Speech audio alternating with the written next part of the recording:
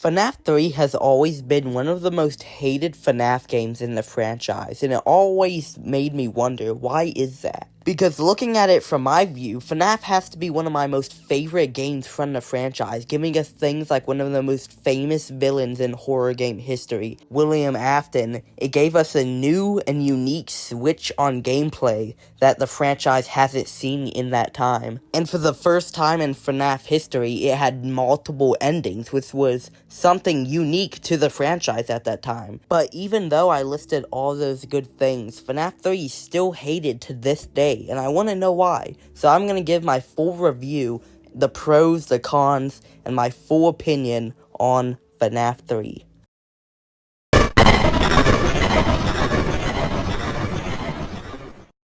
Gameplay is one of the biggest things that makes a game, right? If you don't have good gameplay, you really don't have a good game. And that's because it makes the game fun. If you have unique gameplay, you have a fun game.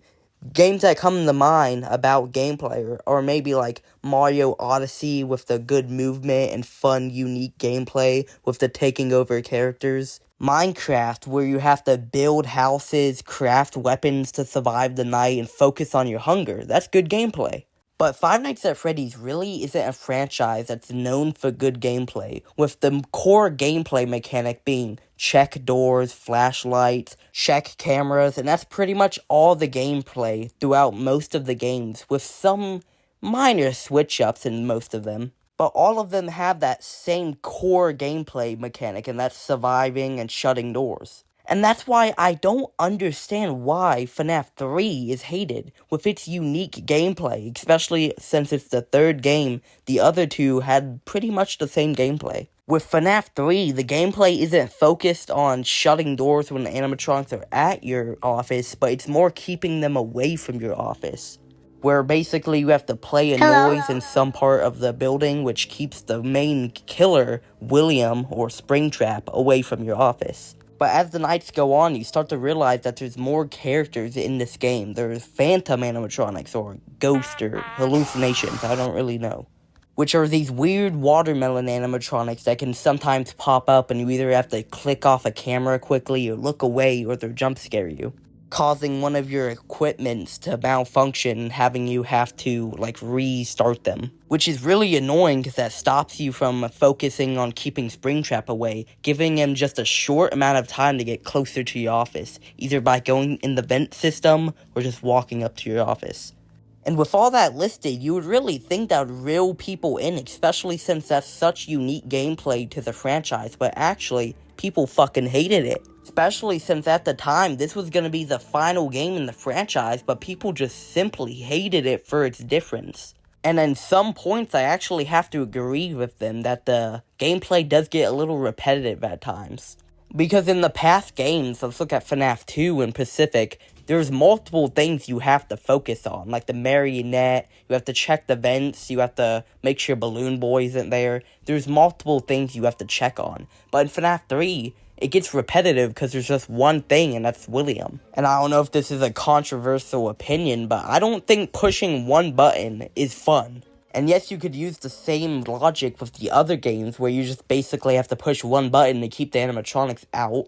But the reason that worked for them was not only because they were the first ones to do it, but also because you're not just doing that one button, you're also pushing it to keep other characters out, which all have different speeds on where they do it, or effects on you if they get in your office. Such as Balloon Boy, where if he gets in your office, he'll take your batteries and then you can't really flash your light. Or with Foxy, where you have a split second to check on the camera to see if he's running at you, and then you shut the door. So yes, they're both technically the same, but the difference in between them is one has spice into it. One has something unique. Here's the easy way to put it, right? You're sitting at a desk, and there's two bells. One bell is just a regular, crappy, old, rusty bell, and the other is shaped like a duck.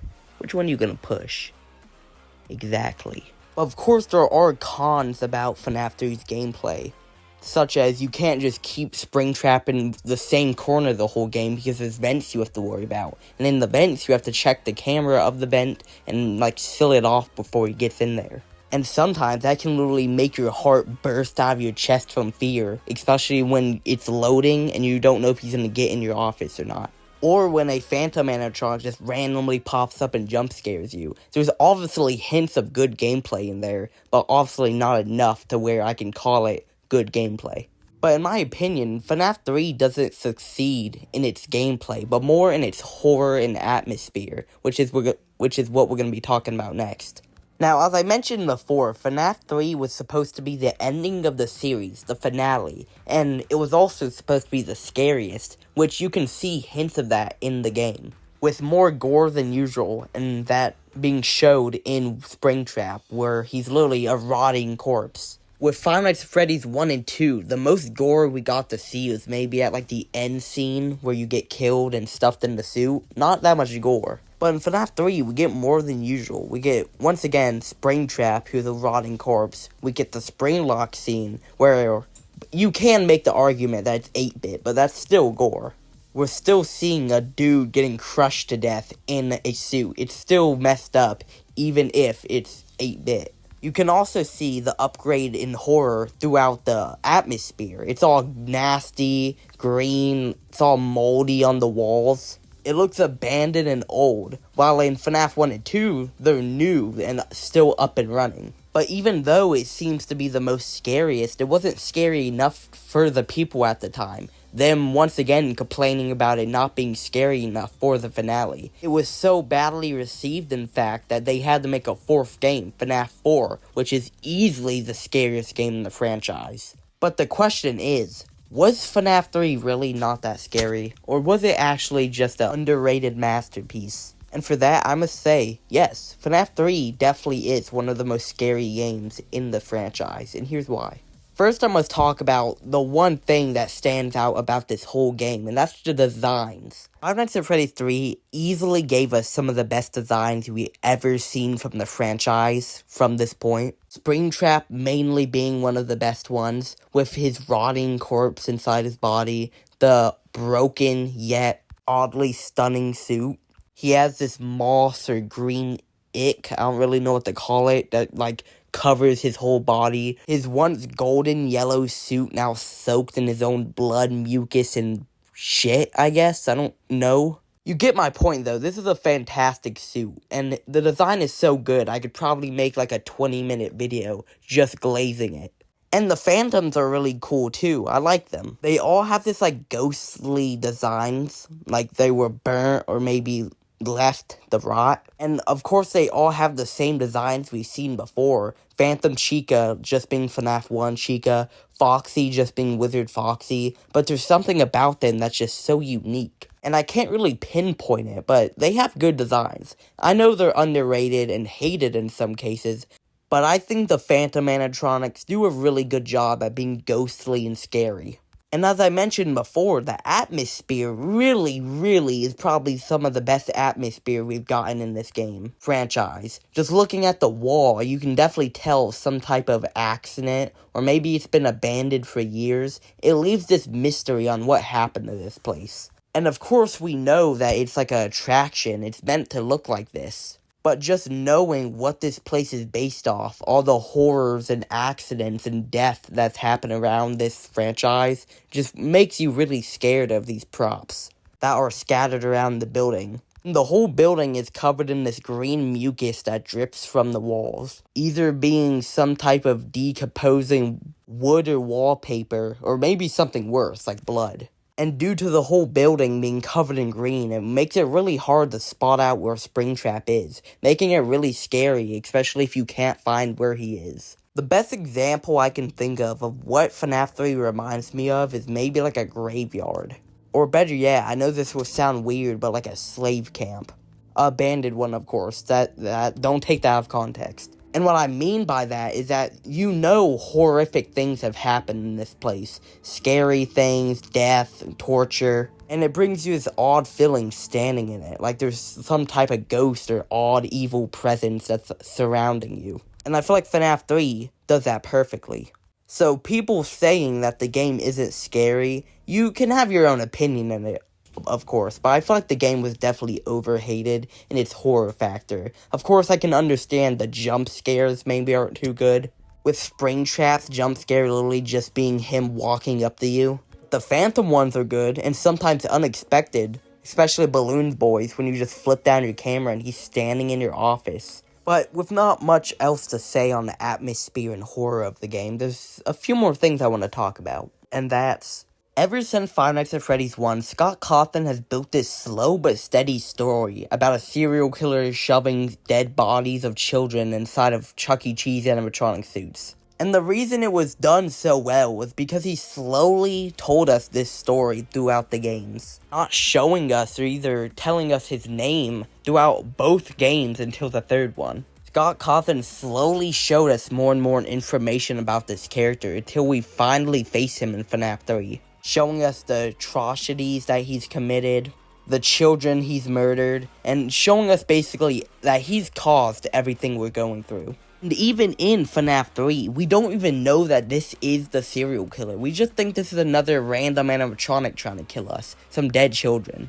It's not until the final night where all the lines connect together and we finally realize that this rabbit we've been facing isn't some random animatronic, but is the murderer. The person who has been built up since Fnaf 1. As we see him get spring blocked and we realize, holy shit, this is the purple guy. And I feel like that would have been a really cool thing to see, especially in the finale where we finally put all the ghosts to rest and kill this dude, the purple guy. Or as we know him now, William Afton. And that would have been a really good ending if Scott decided to keep it as a trilogy instead of this giant franchise. 3 games would have been a really good ending, as we finally set all the souls free and kill this monster. And it brings this type of gloominess and fear on night 6 after you realize that this is the dude who killed all those kids, purple guy. And it makes you feel almost like scared maybe of this guy, because now you actually know he's not just some random animatronic trying to kill you, but the dude who caused all this, the whole game franchise. This is the dude who murdered the kids. And I feel Scott did that in such a perfect way, finally revealing the villain after all that time. He didn't show us the villain right away. If he just would have done that in Fnaf 1, I feel like it would have lost a lot of meaning in the character. Instead, he slowly built up the villain throughout the games, showing us more and more of not only the horrors he's committed, but more of the effect he's had on the people too. Such as having a lot of his security guards die due to his actions because now the animatronics are haunted. And when you finally beat Night 6 and the building burns down, you feel this type of like relief or maybe pride because you ended it all and you killed the killer and set the kids free. Until 16 new games came out, a movie, a VR, a live action attraction, costumes, 1,000 Funko Pops, branded socks, Freddy Fazbear branded underwear, and a fucking collaboration with Dead by Daylight. But for a short time, that was the end of the franchise. People really thought that it was over. They killed the dude and they can just move on from the game, I guess. Until people started hating on it and then forced Scott to make a 4th game, but we're gonna ignore that. So overall, is Five Nights at Freddy's 3 a good game? No and yes. It's a mixed bag, honestly, because in the horror aspect, it does a really good job at it. With its creepy and unsettling character design and atmosphere, it does a really good job at scaring you and giving you this uncanny, feeling, and that you just shouldn't be there. But it does a bad job at not having repetitive and boring gameplay, which is mainly just you keeping Springtrap out of your office by pushing one button, and sometimes maybe flipping the camera a little fast to keep some kid from jump scaring you. And there's the venting stuff where you have to just vent, shut the doors and the vents to keep them out. Not good gameplay. Overall, still one of my most favorite games in the franchise, simply because how underrated and horrifying it is. So, thanks for watching, and I'll see you guys later.